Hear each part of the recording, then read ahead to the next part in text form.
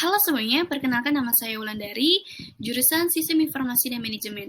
Pada kesempatan ini, saya akan menjelaskan hasil skripsi saya yang berjudul Analisis Faktor-Faktor yang Mempengaruhi Minat dan Perilaku Konsumen Agroseri di kalangan masyarakat urban dengan teknologi acceptance model.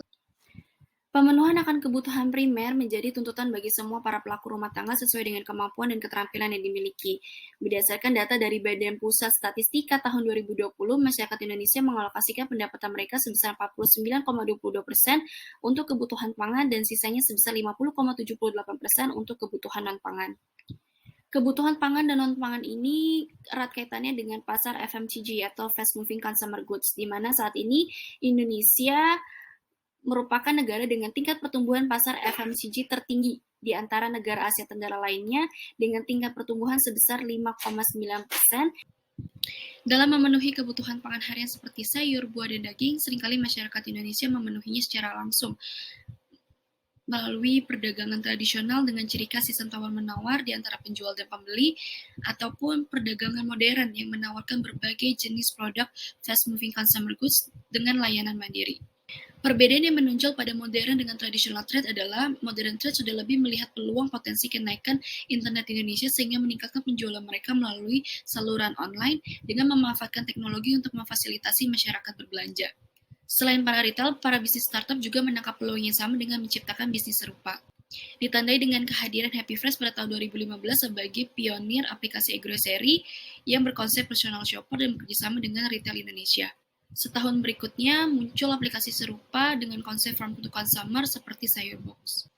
Berfokus pada masyarakat yang sudah mulai menggunakan aplikasi grocery untuk memenuhi kebutuhan pangan harian mereka, adapun permasalahan yang dihadapi adalah sering error atau crash pada aplikasi, user interface yang buruk, stok produk yang tidak up-to-date, pengiriman yang tidak tepat waktu, harga ongkos kirim yang mahal, dan tidak ada layanan chat dengan customer service. Mengutip jurnal Cagnano et al. 2017, pada sisi perusahaan, kurangnya efisiensi operasional, logistik yang buruk, kontrol fisik serta informasi yang tidak tepat membuat e-grocery tidak akan berhasil. Dan mengutip jurnal Bauru Reva dan Kleptek tahun 2018, pada sisi pelanggan, penting untuk mengatur kualitas desain karena memiliki dampak yang tinggi pada perilaku konsumen. Adapun yang menjadi tujuan dari penelitian ini adalah menganalisis faktor yang mempengaruhi minat dan perilaku konsumen e-grocery. Ini penting untuk dianalisis karena dapat menilai keraguan mereka berdasarkan pengalaman belanja dan mengetahui sejauh mana pengaruhnya terhadap perilaku konsumen. Dengan menguji 9 hipotesis yang terdapat pada model penelitian, dan tujuan kedua adalah memberikan saran dan rekomendasi yang tepat kepada penyedia layanan grocery untuk meningkatkan kualitas layanannya kepada pelanggan lama dan calon pelanggan baru. Metode pengumpulan data yang digunakan melalui kuesioner menggunakan Google Form terdiri dari 11 pertanyaan profil responden dan 39 pertanyaan variabel. Penyebaran kuesioner dilakukan dalam kurun waktu 30 hari melalui sosial media, kemudian mengumpulkan jurnal, buku, serta teori pendukung lainnya. Jumlah sampel yang digunakan berdasarkan rule of thumbs, ukuran sampel minimum harus sama atau lebih besar dari 10 kali jumlah maksimum panah yang merujuk pada variabel laten, maka ditentukan jumlah minimum sampelnya adalah 90 sampel, dengan teknik sampling yang digunakan adalah non-probability sampling, yakni snowball sampling. Untuk pengolahan data hasil kuesioner menggunakan metode Structural Equation Modeling Partial Least Square dan software Smart PLS 3.3.3. Adapun hasil penelitian sebagai berikut.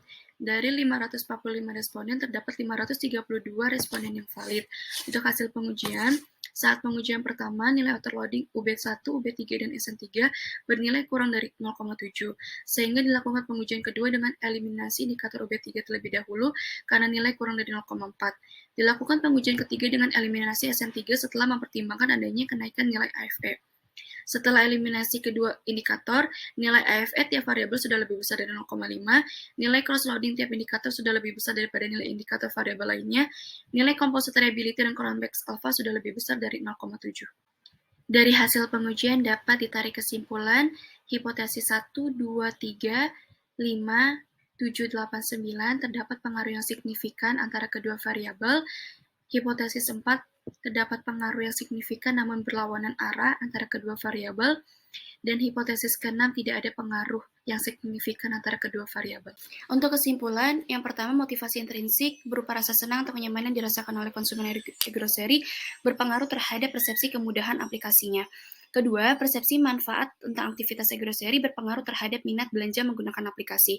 Ketiga, persepsi kemudahan penggunaan aplikasi e-grocery berpengaruh terhadap manfaat dari aktivitas e-grocery itu sendiri. Keempat, adanya minat tidak serta-merta membuat masyarakat Indonesia sering berbelanja menggunakan aplikasi. Kelima, tingkat awareness masyarakat Indonesia tentang inovasi agrocery tidak berpengaruh terhadap persepsi manfaat. Adapun saran yang bisa diberikan berdasarkan kesimpulan, bagi penyedia layanan grocery bisa memberikan banyak promo yang menarik, bisa berupa gratis ongkir, cashback, dan potongan diskon dengan minimum jumlah pembelian yang kecil. Berikan rewards kepada pembeli lama dan calon pembeli baru, memastikan bahwa setiap fitur layanan memberikan manfaat kepada konsumen, memastikan konsumen memenuhi 3 aspek efektif, efisiensi, dan kepuasan, dan membuat user interface sesederhana mungkin.